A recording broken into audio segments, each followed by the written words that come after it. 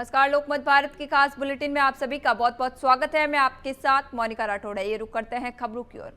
केंद्रीय गृह सचिव गोविंद मोहन ने पश्चिम बंगाल में राष्ट्रपति द्रौपदी मुर्मू की अगवानी के तय प्रोटोकॉल में हुई चूक पर पश्चिम बंगाल के मुख्य सचिव से रिपोर्ट मांगी है। अधिकारियों के मुताबिक ये रिपोर्ट आज शाम 5 बजे तक गृह मंत्रालय को भेजने के निर्देश दिए गए हैं। दरअसल राष्ट्रपति मुर्मू को 7 मार्च को आदिवासी समुदाय के हर साल होने वाले प्रोग्राम 9वें अंतर्राष्ट्रीय संथाल कॉन्फ्रेंस में बुलाया गया था। कार्यक्रम सिलीगुड़ी के विधान नगर में होना तय था। हालांकि सुरक्षा और दूसरे लॉजिस्टिक कारणों का हवाला देते हुए अधिकारियों ने जगह को बागडोगरा एयरपोर्ट के पास गोपालपुर में शिफ्ट कर दिया। राष्ट्रपति मुर्मू ने कार्यक्रम स्थल बदले जाने पर नाराजगी जताते हुए कहा कि मुझे लगता है बंगाल सरकार आदिवासियों का भला नहीं चाहती। नॉर्थ बंगाल दौरे पर न तो मुख्यमंत्री और न ही कोई राज्य मंत्री मुझे रिसीव करने आया। मुझे नहीं पता कि ममता मुझसे नाराज हैं या नहीं, वैसे इससे कोई फर्क नहीं पड़ता। आप सब ठीक रहे।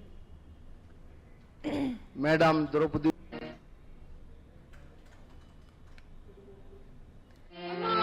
ईरान जंग का 9वां दिन है। इसी बीच इजरायल ने ईरान में तेल भंडार से जुड़े ठिकानों पर हमले शुरू कर दिए हैं। इजरायली मीडिया के मुताबिक ईरान की 30 फ्यूल टैंकों और कई तेल डिपो को निशाना बनाया गया है। वहीं ट्रंप ने कहा कि अमेरिका चाहता है कि ईरान पूरी तरह हार मान ले। ट्रंप ने कहा कि इसका मतलब है कि ईरान लड़ाई जारी रखने की स्थिति में न रहे और अंत में आत्मसमर्पण कर दे। उन्होंने कहा कि या तो ईरान खुद सरेंडर करे या उसकी सैन्य ताकत इतनी कमजोर कर दी जाए कि वह लड़ने के लायक ही न बचे। दूसरी ओर ईरानी सेना ने अमेरिका को धमकी दी है कि अगर उसके जहाज फारस खाड़ी में आए तो उन्हें समुद्र में डुबो दिया जाएगा। ईरान का ये बयान ऐसे वक्त पर आया है जब अमेरिकी राष्ट्रपति ट्रंप ने हाल ही में कहा था कि अमेरिकी नौसेना जल्द ही ऑयल टैंकरों को सुरक्षा के लिए फारस की खाड़ी में जहाज भेज सकती है। ये टैंकर आमतौर पर होर्मुज स्ट्रेट से गुजरते हैं।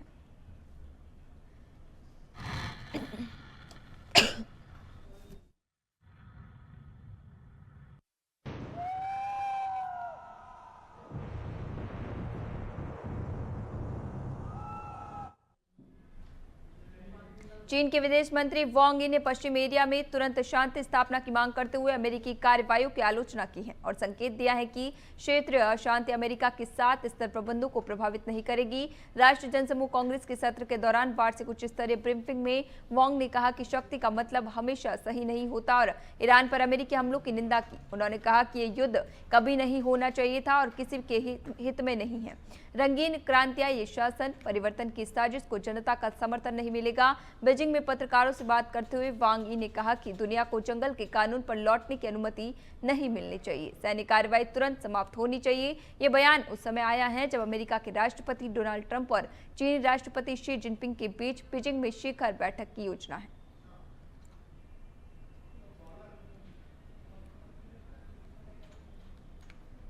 T20 वर्ल्ड कप का फाइनल आज डिफेंडिंग चैंपियन भारत और न्यूजीलैंड के बीच खेला जाएगा। यह मुकाबला अहमदाबाद के नरेंद्र मोदी स्टेडियम में शाम 7 बजे से शुरू होगा। दोनों टीमें पहली बार सबसे छोटे फॉर्मेट के आईसीसी फाइनल में भिड़ेगी। 2 बार की चैंपियन टीम इंडिया चौथी बार फाइनल में है। दूसरी ओर न्यूजीलैंड का दूसरा फाइनल होगा। टीम को अपनी पहली ट्रॉफी का इंतजार है। 2021 में उसे ऑस्ट्रेलिया के खिलाफ किताबी मुकाबले में हार मिली थी। वर्ल्ड कप में भारत न्यूजीलैंड को नहीं हरा सका। T20 इंटरनेशनल क्रिकेट में भारत का पलड़ा न्यूजीलैंड पर भारी रहा है, लेकिन T20 वर्ल्ड कप में तस्वीर बिल्कुल अलग है। टूर्नामेंट के इतिहास में दोनों टीमों के बीच अब तक 3 मुकाबले हुए और तीनों में न्यूजीलैंड ने जीत दर्ज की। ये मैच 2007, 2016 और 2021 में खेले गए थे। 2016 में तो न्यूजीलैंड ने भारत में ही टीम इंडिया को हरा दिया था।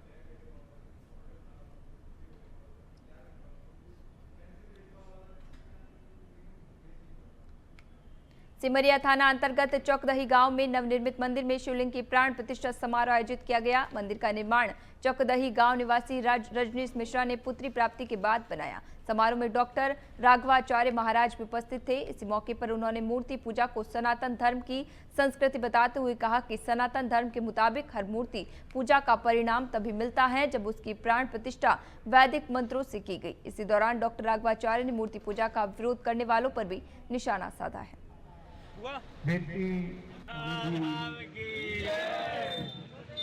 पूरी हो चुकी है। ये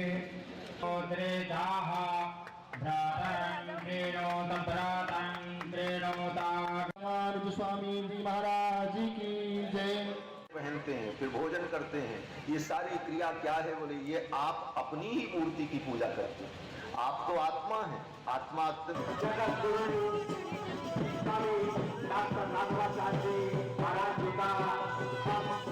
सिर वचन मिलेगा। धर्म एकमात्र धरती पर अगर धर्म है तो सनातन धर्म है। धर्म दो नहीं होता, धर्म सदा एक ही होता है। और धर्म से भिन्न जो वस्तुएं होती हैं वो अधर्म होती हैं। तो धर्म तो एकमात्र सनातन धर्म है। और सनातन धर्म वैदिक धर्म ही, शुद्ध सनातन वैदिक धर्म अनादिकाल से चला आया है। और सनातन धर्म के अनुसार अपने इष्ट देवताओं की पूजा के लिए प्रतिमा की प्रतिष्ठा का विधान है। शास्त्र सम्मत विधि से, आगम की पद्धति से, निगम की पद्धति से विधि पूर्वक वेद मंत्रों के द्वारा भगवान की प्राण प्रतिष्ठा की जाती है। फिर भगवान की पूजा उस मूर्ति में की जाती है। यही सनातन धर्म का स्वरूप है।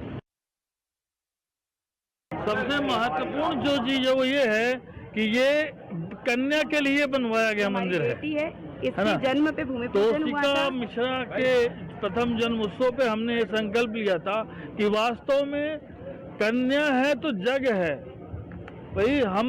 हम सबका वो कन्या से ही है। तो ये बेटी को मतलब समर्पित मंदिर बना है। हमने जब हमारी पदस्थापना कामाख्या में थी, वहाँ में सैन्य उसमें था पद में, तो हमने वहाँ पे ये संकल्प लिया था कि यदि हमारे प्रथम कन्या रत्न की प्राप्ति होती तो हम मंदिर का निर्माण करेंगे। बैतूल में इटारसी रोड पर स्थित बसंत पेट्रोल पंप के पास एक कबाड़खाने के खुले गोदाम में अचानक आग लग गई। कबाड़खाने में बसों और बाइकों के टायर होने से आग ने विकराल रूप ले लिया। आग बुझाने के लिए बैतूल, मुल्ताई, सारणी, चिचोली, आमला क्षेत्र की दमकल गाड़ियों के साथ साथ एयरफोर्स की दमकल गाड़ी मौके पर पहुंची। करीब 3 घंटे की कड़ी मशक्कत के बाद आग पर नियंत्रण पाया गया। आग को बुझाने के लिए करीब 12 दमकल गाड़ियों और नगरपालिका के 5 पानी के टैंकरों का उपयोग किया गया। सुरक्षा के मद्देनजर बैतूल कोतवाली थाना और गंज थाने के साथ पुलिस लाइन के करीब 2 दर्जन से ज्यादा पुलिस जवान, पुलिस अधीक्षक, एडिशनल एसपी, एसडीओपी के साथ साथ एसडीएम और तहसीलदार भी मौके पर मौजूद रहे।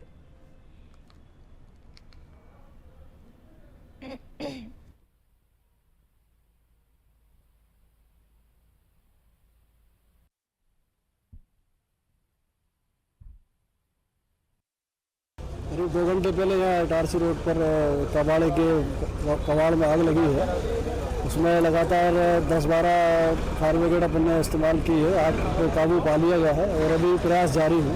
क्या पता चलता है सर किस वजह से आग लगी? अभी आग के कारणों का अभी स्पष्ट नहीं हुआ है। जांच पर पता लगेगा किन कारणों से आग लगी। सर आग पर अगर काबू नहीं पाया जाता तो कितना नुकसानदायक हो सकता है? आग पर यदि काबू नहीं पाया जाता तो आसपास आबादी वाला इलाका है और काफ़ी बड़ी घटना घट सकती थी।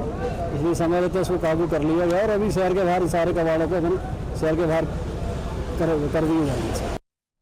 जम्मू एवं कश्मीर में आतंकवादियों के खिलाफ ऑपरेशन में वीरता का प्रदर्शन करने वाले छिंदवाड़ा जिले के निवासी सीआरपीएफ के उप कमांडेंट आशुतोष वर्दे को राष्ट्रपति ने वीरता पदक से सम्मानित किया है। आशुतोष वर्दे छिंदवाड़ा जिले के आनंदम सोसाइटी के रहने वाले हैं। वे अभी केंद्रीय रिजर्व पुलिस बल में उप कमांडेंट के पद पर सुकमा, छत्तीसगढ़ में पदस्थ है। कश्मीर के शोपियां में तैनाती के दौरान वर्दे ने आतंकवादियों के खिलाफ कई सफल अभियान चलाए, जिनमें 9 मुठभेड़ों में 16 आतंकवादियों को मार गिराया और कई आतंकियों को जीवित पकड़ा। 30 अगस्त 2022 को शोपियां में चलाए गए विशेष अभियान में आतंकवादियों के खिलाफ ऑपरेशन में अदम्य साहस और वीरता का प्रदर्शन करने पर उन्हें राष्ट्रपति के वीरता पदक से सम्मानित किया गया। छिंदवाड़ा जिले का नाम रोशन करने वाले आशुतोष को छिंदवाड़ा कांग्रेस भवन में सम्मानित किया गया, जिसमें बड़ी संख्या में कांग्रेस नेता उपस्थित रहे।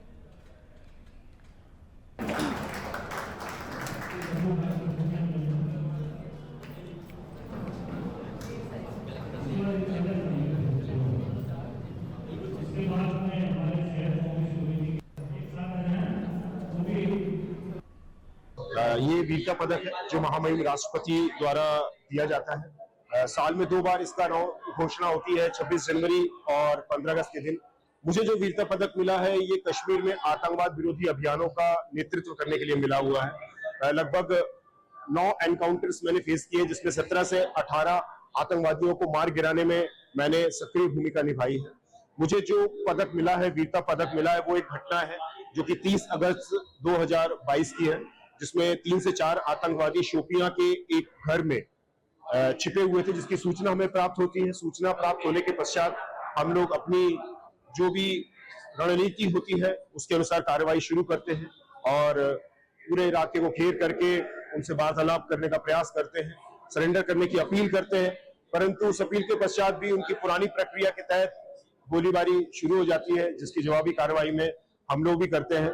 और दोनों तरफ से लगभग शाम को 4 बजे प्रारंभ हुई गोलीबारी रात को 11 बजे तक चलती है और इस एक्सचेंज ऑफ फायर के पश्चात 3 डेड बॉडी हमें मिलती है और भारी मात्रा में गोला बारूद हमें प्राप्त होता है। इसी ऑपरेशन में जो आमने सामने का लड़ाई हुआ, युद्ध हुआ, एनकाउंटर हुआ, उसमें मेरे वीरतापूर्ण कार्य को देखते हुए महामहिम राष्ट्रपति द्वारा मुझे राष्ट्रपति के वीरता पदक से अलंकृत किया। कालों के काल महाकालेश्वर मंदिर में रंग पंचमी का पर्व श्रद्धा और परंपरा से मनाया गया। भस्म आरती में भगवान महाकाल को सिर्फ 1 लोटा केसर युक्त हर्बल रंग अर्पित किया गया। मंदिर समिति ने 2 साल पहले गर्भगृह में लगी आग की घटना के बाद सुरक्षा के मद्देनजर यह व्यवस्था की गई है। मंदिर परिसर और महाकाल लोक में किसी भी प्रकार का रंग गुलाल ले जाना या लगाना पूरी तरह प्रतिबंधित रहा। भस्म आरती में टेसू के फूलों से तैयार हर्बल रंग का 1 लोटा बाबा महाकाल को अर्पित किया गया। सभी प्रवेश द्वारों पर सख्त चेकिंग की गई। भक्तों से अपील की गई है कि मंदिर परिसर में रंग न लाए ताकि महाकाल के आंगन की गरिमा और सुरक्षा बनी रहे। इस बार भी रंग पंचमी पर केवल प्रतीकात्मक हर्बल रंग अर्पण हुआ, जिससे भक्तों में श्रद्धा और उत्साह दोनों देखने को मिला।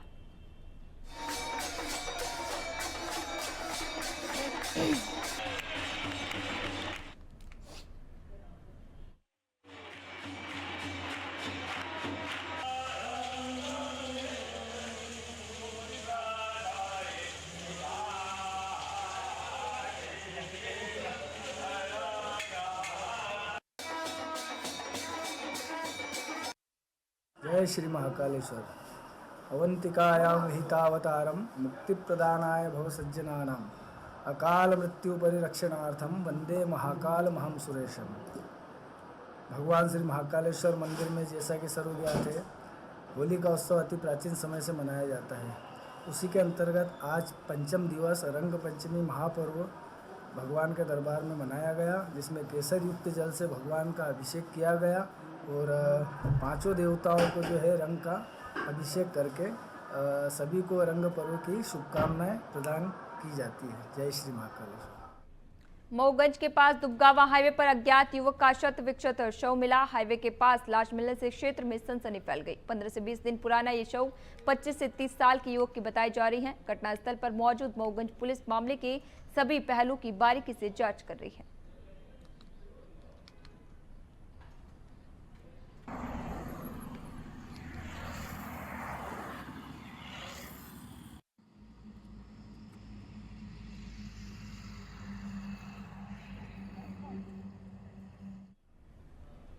मंडला जिले के गोगरी विकासखंड के बिजोरा गांव में पानी की समस्या को लेकर लोकमत भारत न्यूज की खबर का असर दिखाई दिया। खबर प्रकाशित होने के बाद पीएच विभाग के अधिकारी मौके पर पहुंचे और गांव का जायजा लिया। साथ ही ग्रामीणों की समस्याएं सुनकर तत्काल समाधान के निर्देश दिए। ग्रामीणों ने लोकमत भारत न्यूज का धन्यवाद भी किया। गोगरी विकासखंड की ग्राम पंचायत पाटन के बिजोरा में करीब 500 की आबादी लंबे समय से पानी की भारी किल्लत से जूझ रही थी। गांव में केवल एक कुएं के सहारे लोग अपनी प्यास बुझाने को मजबूर थे और महिलाएं सुबह 4 बजे से पानी के लिए लाइन में लग जाती थी। लोकमत भारत न्यूज ने जब इस समस्या को प्रमुखता से उठाया तो प्रशासन हरकत में आया।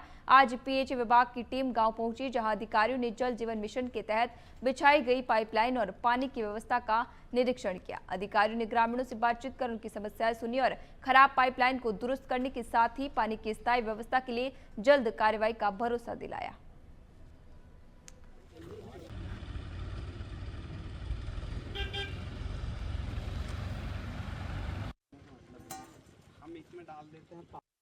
दिक्कत अभी पहले भी है और अभी भी है। अभी अगर साहब आए हैं, साहब कल के लिए बोले हैं, और पहले हमारे शुरू में रहे तो 4-6 साल बहुत कुछ अच्छा रहे।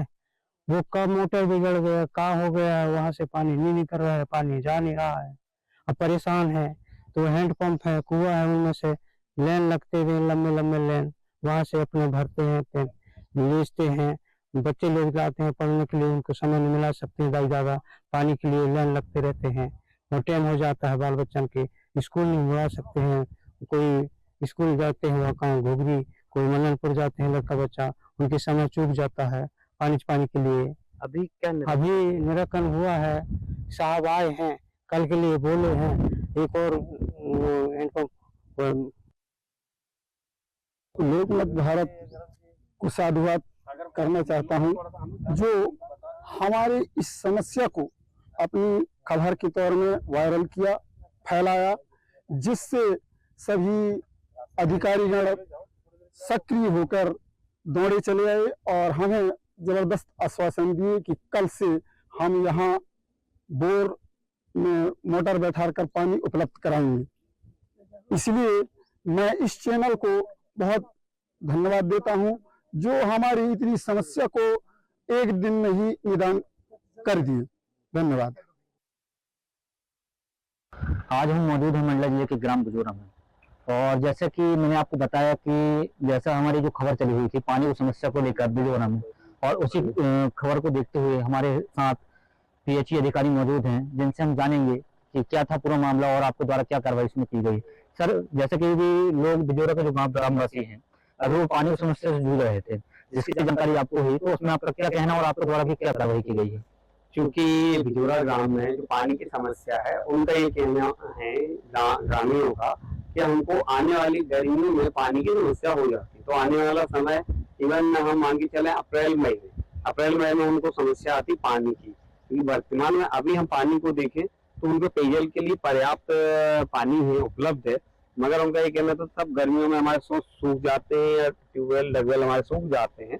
तो हमने उसी प्लानिंग को देखते हुए ही कार्य किया है। अभी वर्तमान में पीएचई विभाग द्वारा यहाँ पे 2 ट्यूबवेल कर दिए गए हैं, दोनों ट्यूबवेल सक्सेस हैं, और चूंकि अभी वर्तमान में इनको पानी कुओं से और हमारे ट्यूबवेलों के माध्यम से मिल रहा था, देन हमने फिर से ही समस्या को जैसा बताया तो उसी समस्या को लेते हुए हमने पूर्व में ही इसकी प्लानिंग कर ली थी, ताकि यहाँ पे आने वाले समय में पानी की समस्या ना हो।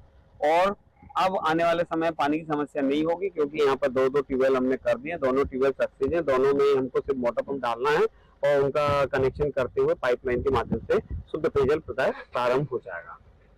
जैसे कि सबने बताया कि यहाँ पर ऑलरेडी 2 ट्यूबवेल यहाँ पर लगे हुए हैं, जिस पर मोटर डालकर उसे पुनः चालू किया जाएगा, जिससे कि ग्रामवासी को जो पानी के संकट है उसमें से निजात मिलेगा।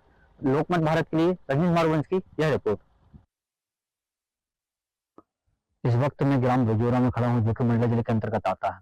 जैसे कि लोकमत भारत के द्वारा प्रमुखता से खबर दिखाई गई थी, जो कि जनता पानी की समस्या से जूझ रही थी, जिस खबर को देखते हुए प्रमुख सिंचाई अधिकारी के द्वारा यहाँ पर कार्रवाई की गई, जिस पर कार्रवाई के दौरान उनके द्वारा ग्रामीणों को बोला गया कि आपके क्षेत्र में हम जल्द ही एक यहाँ पर ट्यूबवेल लगाएंगे, और यहाँ पर आपके जो भी समस्या है पानी की, जैसे कुआं वगैरह, इसकी भी बहुत जल्दी आपको सुविधा हम करवाएंगे, जिससे कि आपको गर्मी में ज्यादा समस्या नहीं जाएगी।